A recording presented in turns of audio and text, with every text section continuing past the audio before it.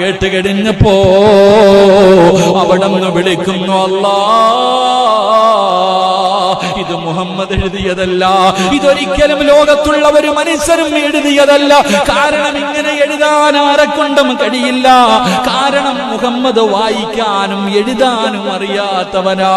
പക്ഷേ ഉമർ തങ്ങൾക്ക് വല്ലാത്ത ബുദ്ധിയായിരുന്നു. എഴുത്തും വായനയും ഉമർ തങ്ങൾക്ക് അറിയുമായിരുന്നു. അവിടുത്തെ അർത്ഥം ഇങ്ങനെ ഗ്രഹിച്ചപ്പോ, ഖുർആൻ പറയുന്ന കാര്യങ്ങൾ ഇങ്ങനെ അതിന്റെ അർത്ഥം മനസ്സിലാക്കിയപ്പോ അവിടെ നിന്ന് വിളിച്ചു പറഞ്ഞു, ഇത് ഒരിക്കലും മുഹമ്മദ് എഴുതിയതല്ല, ഇത് മുഹമ്മദ് എഴുതിയതല്ല, ഇത് മുഹമ്മദിന്റെ റബ്ബ് എഴുതിയതാണ്. പടച്ചവനെ, സത്യം അവിടെ നിന്ന് മനസ്സിലായി. തന്റെ കൂടപ്പറപ്പിനോട് ചോദിക്കുന്നു, ഫാത്തിമ,